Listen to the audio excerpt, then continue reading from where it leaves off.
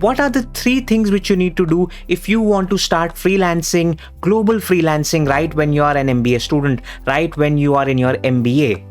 This video is aimed at you if you are somebody who has realized that the best outcome from your MBA might not be the placements, and you have opened up yourself to other outcomes like freelancing, like self-employment, like building a startup of your own eventually. If you are somebody who's excited about it, then this video is for you, because this might be the starting point for you to really get started on this journey of freelancing and of freedom after your MBA. Hi, I'm Darpan Saxena, an MBA graduate from IIM Udaipur, and let's get on with the video.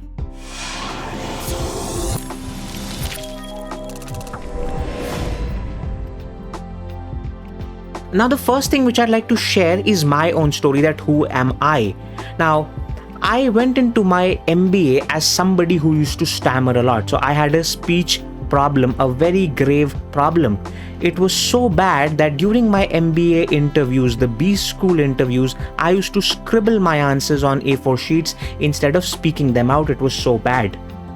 Now, from there, I always used to think that, okay, how will I get placed? And placement used to be a headache for me. But then, thanks to some thought which I had in my head, I started my own blog, Super Heuristics, when I was in my first year, the very first year of MBA. And by slowly building that blog, within the next 1.5 years, that blog grew to become something which I could stand with, which I could stand for. And then after working for just 1 year after my MBA, I could leave that job and focus full time on my blog and be financially, socially, and emotionally at a much better place than I was in my job. So if that is something which you envision for yourself, then do not forget to like the video and subscribe to the channel, so that after you watch this, you would still be able to be connected with me, and I will share with you a lot more such tips on your journey. So the first of the 3 things which you need to do if you want to start your freelancing during your MBA. The first thing is a very simple thing, but it's not easy to do. And it is the mindset. You need to develop a mindset of a practitioner and not think like a student. Now, just imagine this. If you are an MBA student as of now, or even if you're an MBA graduate, then you have these 3 things with you. One is the brand of your college. You have been graduated, or you are in a good MBA school, and you have a brand of that. Plus, from your undergraduation, you have some good skills, technical skills. Even if you say that, no, my undergraduation, I didn't really learn anything, it's all right. You have the knack to learn it, and you have the knack to really understand that domain, which is very important. And the third thing which you have is that now, thanks to your MBA, you also have business knowledge and business sense. Now, if these 3 things combined don't make up the qualities of a great freelancer, of a great global consultant, then I don't know what other qualities, what other ingredients would. These are the exact 3 qualities which you already have without any effort, which can make you get started, while others who are not MBAs, who are not having all of these 3 things, they are wishing that, hey, I wish we had all of that, because then, we would have been able to earn far more in our freelancing. So you already have these 3 things which are very important. They will stay with you for life. Also, what you need to understand is that this MBA is most likely and quite surely going to be the last academic degree which you will be pursuing, which means that within the next 1 year, you anyways have to be out in the industry trying to fend for yourself. So if that is the case, why are you stopping yourself from thinking, from seeing yourself as a practitioner instead of a student? In my view, every MBA student needs to see himself or herself as a practitioner. And which means that you need to practice the skills and the theories which you learn in the classroom or from anywhere else. You need to put them into practice. That is what MBA has to be for you. If you keep on seeing yourself as an MBA student, somebody who's right now in the process to learn, and then yes, when I get out in the industry, then probably I will apply it and then I would probably practice it, it would be too late. The first thing to get started as a freelancer is the mindset. Change it. See yourself as a practitioner instead of a student. From there, the second important thing which you need to do to get started freelancing in your MBA is that you need to build a body of work. Now, I say this in a lot of other videos of mine that MBAs focus on the wrong things, which is the PORs, which is the position of responsibility. Instead, what you need to focus on to really get the maximum out of your MBA is body of work. So when you have created a body of work in a specific area, in a specific domain, when you start to create all of that, you are already on your journey to become an expert in that area, and you would start to naturally attract clients and work opportunities towards you.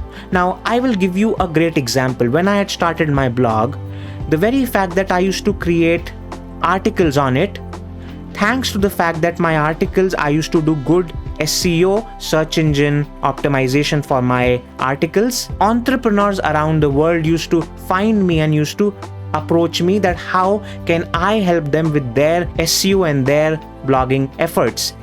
That is how it starts off a loop wherein just by the fact that you are creating a body of work, you are able to attract clients for yourself.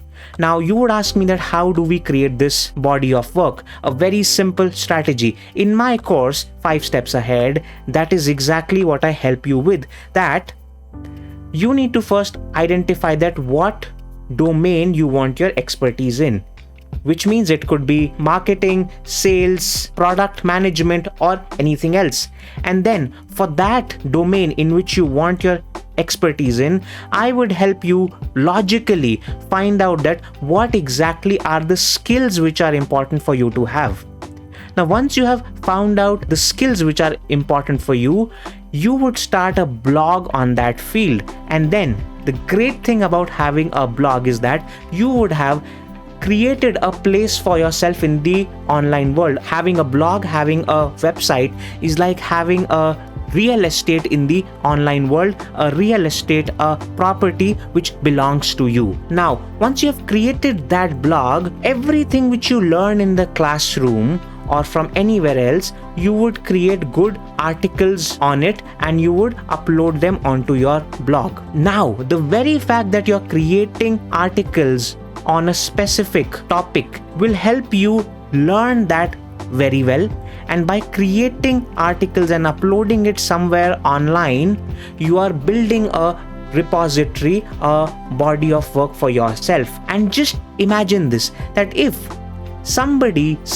entrepreneur sees your blog which is focused on one skill, for example, if your blog is focused on product management for education organizations, and if somebody from those kind of organizations would see your blog, won't they be attracted to it that, okay, this guy has created almost 100 articles on just this one thing, then he has got to be an expert and he has got to have a lot of interest in this field. And that is how you will get the outcomes which you want. Therefore, my second advice to you is going to be that start off a blog and build a body of work on it. You should go ahead and join my community 5 Steps Ahead, in which I will help you in a step-by-step way of how to start off a blog and how to establish this personal brand and grow it. And from there, the third thing which you need to do to start off your freelancing journey as an MBA student is that you need to share and spread the body of work which you are creating. From my own experience, I can share with you the 3 places where you definitely need to be on, which has helped me build my own business really well. The first place is that whenever you're creating your articles, you need to share it on your LinkedIn. LinkedIn is the place where all of these business owners and executives are, and they would eventually start to identify you as an expert. Now, I have an entirely different video on how you can grow on LinkedIn. You should watch that. From there, the second place where you need to be on, the second place where you need to spread and share the content, the body of work which you are creating, is the Google search. Because most things, most projects start off with a simple search. So you need to ensure that whenever somebody from your domain is searching online, then you should appear on the first page of the search. Now, in my case, I have focused on search engine optimization a lot. I have acquired this skill thanks to the fact that I created my blog. So what I'm effectively saying to you is that while you may think that you need to learn SEO to grow the blog, what you're not realizing is that creating the blog will help you get good at SEO. And that is what has been the case with me, that as I created more and more articles, my search engine rankings also started to improve. Therefore, you need to make sure that you learn SEO and you apply all of those skills on your articles so that your content will be available on the Google search. And in my course, in my community, 5 steps ahead, that is exactly what I share. I help you understand how can you create quality articles so that you can get almost free traffic from Google search, and that will keep on fueling your freelancing initiative. And the third place where you need to be, where you need to spread your body of work, are the freelancing platforms, for example Fiverr and Upwork. Now, in my own experience, Fiverr and Upwork have been very crucial in helping me get high paying clients from around the world. There is a wrong perception about these platforms that from here you will not get high paying clients and so on and all of those things. No, it's the wrong thing. If you are a high valued freelancer, if you are an MBA, a top notch freelancer, then you will attract the same kind of high value clients for sure. That has been my case. You can see me on Fiverr. I am as of now a level 2 seller over there, and it has happened within the last 1.5 years. That is the kind of growth which you can see, and that will help you get new prospects to work with. So I'm sure that from this video you would have gotten a basic idea of what are the 3 things which you surely need to work on if freelancing is something which you want to start off when you are in your MBA. Now, if you're interested, if you really want to give yourself a great chance in freelancing as an MBA student, if you want to create the best outcome for yourself from MBA without depending on the placements, then do go ahead and join my community. I have shared the link for it in the description below. Do go ahead. I'll see you in another video. Thanks a lot and goodbye.